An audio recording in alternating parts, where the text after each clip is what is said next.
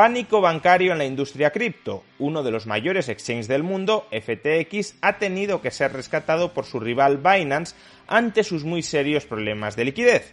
Y en medio de todas estas turbulencias, el precio de Bitcoin se desploma más de un 15%. ¿Pero qué ha sucedido exactamente? Veámoslo.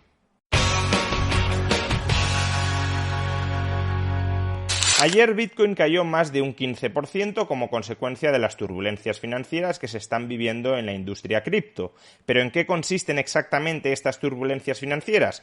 Pues básicamente que uno de los mayores sitios de intercambio de criptoactivos, FTX, ha tenido que ser rescatado por su rival Binance por sus serios problemas de liquidez. Básicamente Binance ha comprado FTX para hacerse cargo de sus deudas, dado que FTX no tenía suficientes activos líquidos en reservas para hacer frente a todos los pagos que se le estaban acumulando. Pero exactamente cómo hemos llegado a esta situación, cómo hemos llegado a la situación en la que un exchange como FTX haya tenido que ser rescatado por su rival Binance. ¿Qué ha pasado durante estos días para que la desconfianza haya rodeado masivamente a FTX hasta el punto en que sus clientes hayan comenzado generalizadamente a exigir el reembolso de sus depósitos y ello haya estrangulado la liquidez de FTX, motivo por el cual se ha tenido que vender a Binance? El consejero delegado de FTX, Sam Bankman-Fried, es a su vez consejero delegado de Alameda Research. ¿Y qué es Alameda Research? Alameda Research es un hedge fund, un fondo de inversión global, que invierte en criptoactivos. Con lo cual, démonos cuenta de que Sam Bankman-Fried es, por un lado, el consejero delegado de un exchange de criptoactivos, donde se compran, se venden y se custodian criptoactivos, y a su vez es el consejero delegado de un vehículo de inversión propio en criptoactivos. Un token es una unidad de valor que FTX puede emitir en cantidades ilimitadas. No existe una restricción en su cantidad.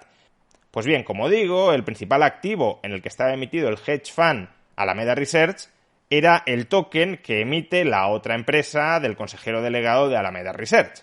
Un tercio de todos los activos del hedge fund estaban concentrados en este token.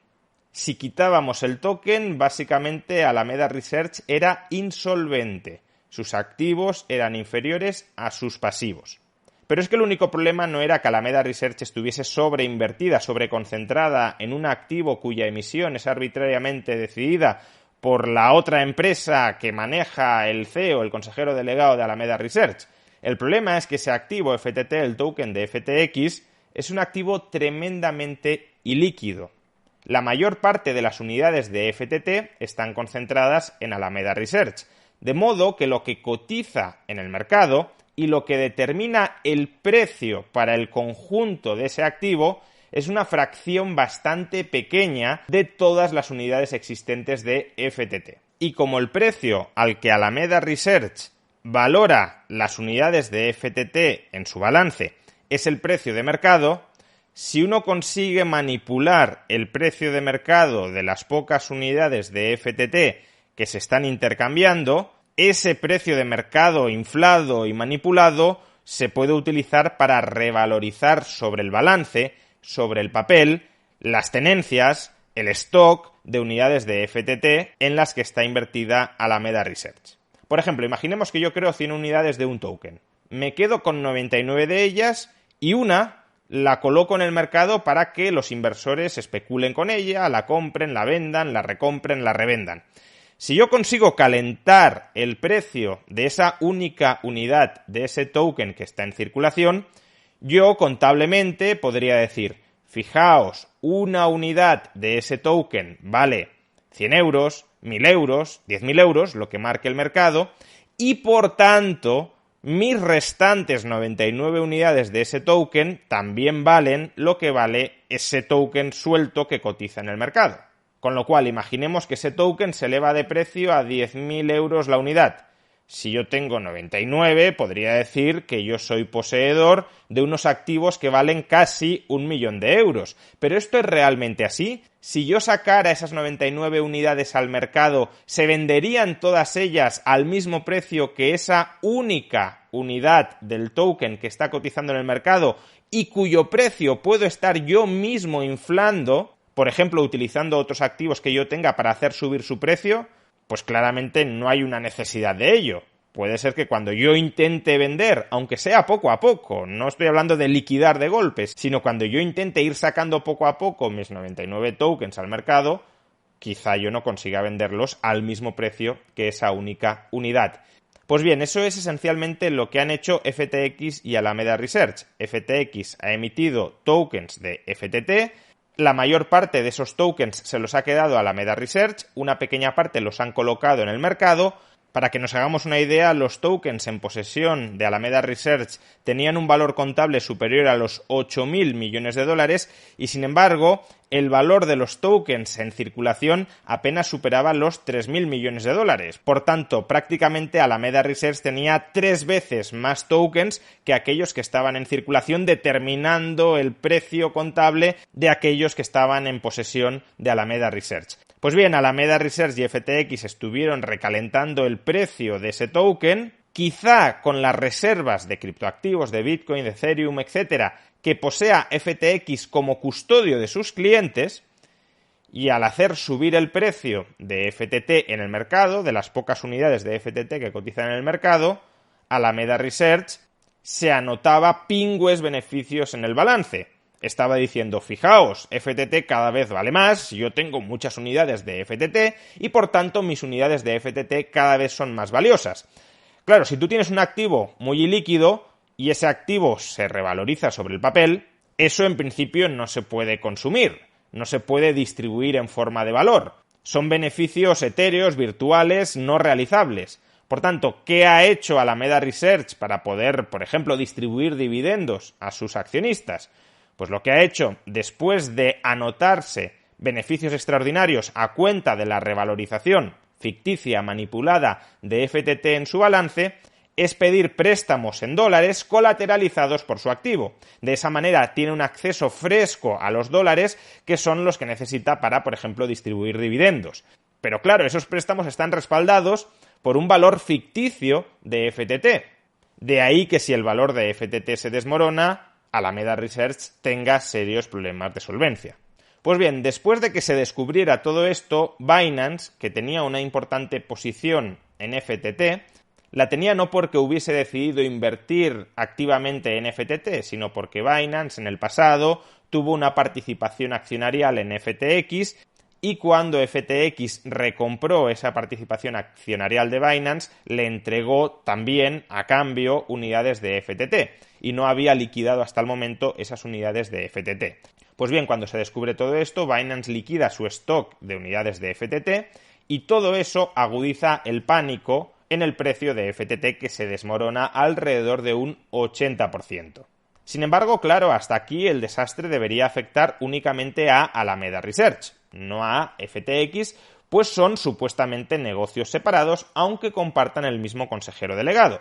¿Cuál es el problema? Pues lo que ya he deslizado con anterioridad. ¿Cabe pensar que FTX ha estado utilizando las reservas de criptoactivos de sus clientes, no las suyas propias, no las que son de su propiedad, sino aquellas que está custodiando en nombre de sus clientes para sostener, para inflar el precio en el mercado de FTT? Porque si eso es así, puede suceder que FTX no posea suficientes reservas en Bitcoin, Ethereum, etcétera, de todos sus clientes como para que si esos clientes le reclaman que les devuelva ese dinero, esos activos, FTX pueda cumplir con su compromiso. Y si existen serias dudas de que esto haya podido ocurrir, insisto, no dejan de ser dudas, no lo sabemos con certeza, pero a tenor de lo que ha sucedido con Alameda Research, no huele bien lo que pueda estar ocurriendo en FTX. Pues si existen dudas sobre cuál ha sido el comportamiento de FTX, lo normal es que muchos clientes empiecen a pedir el reembolso de sus depósitos en criptoactivos. Y eso es lo que ha sucedido durante las últimas horas. FTX ha tenido que devolver cantidades masivas de criptoactivos en reserva, no tenía todas las reservas necesarias para hacer frente a estos reembolsos y por tanto se ha visto ahogada en un muy serio problema de liquidez. Muy serio problema de liquidez que, de no haber sido rescatada, la habrían podido llevar a la bancarrota. un banco que no tiene las reservas en dólares suficientes para devolver todos los depósitos de sus depositantes y que cuando muchos de esos depositantes acuden en masa a pedir el reembolso, el banco quiebra. Pues bien, eso es a lo que se exponía FTX.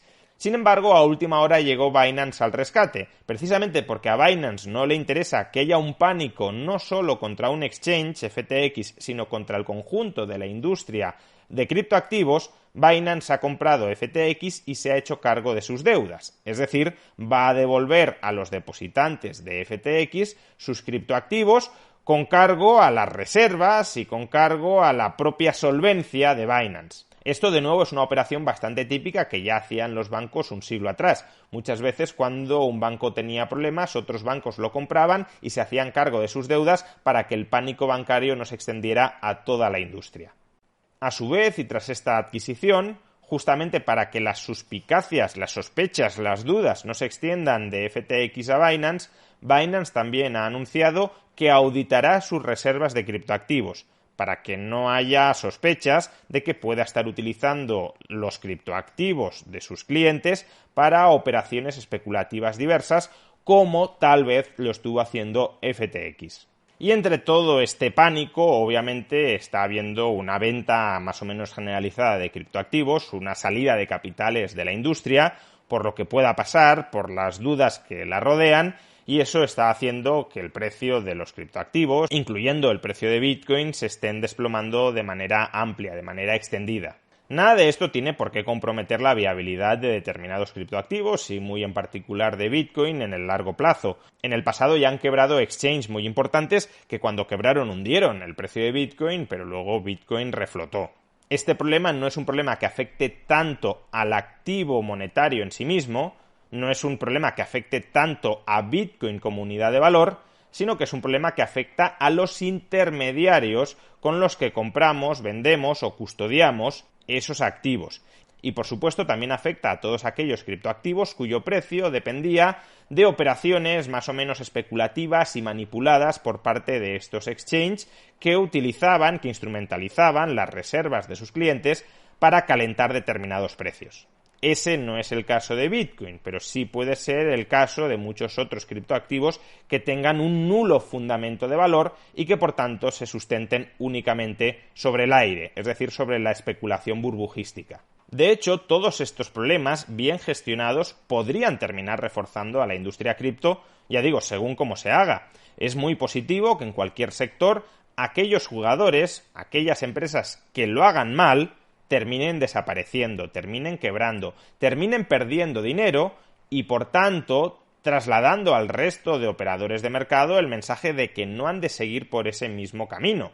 En la medida en que en la industria cripto hay muchísimo vendehumo, es muy importante que los vendehumos vayan quebrando para que el número de vendehumos vaya reduciéndose. Y cuantos menos vendehumos haya, más confiable será la industria.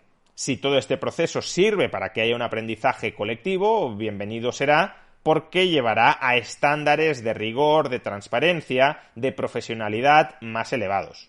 Se irá descartando lo malo e irá quedando lo bueno. Y a lo mejor lo bueno es muy poco, no tienen por qué ser muchas cosas dentro de la industria cripto, pero lo poco que sea bueno sobrevivirá y concentrará la atención de todos los inversores, que hasta ahora está dispersa entre muchos criptoactivos muy distintos que no sabemos muy bien para qué sirven, no sabemos muy bien qué fundamento de valor tienen, no sabemos muy bien cómo se determina su precio y no sabemos ni siquiera si detrás no tienen algún esquema fraudulento dirigido a inflar artificialmente su precio para conseguir que los emisores de esos criptoactivos se forren a costa de los inversores incautos.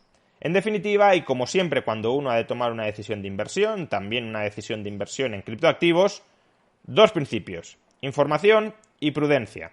Y por desgracia, en la industria cripto hay mucha falta de información y mucha falta de prudencia.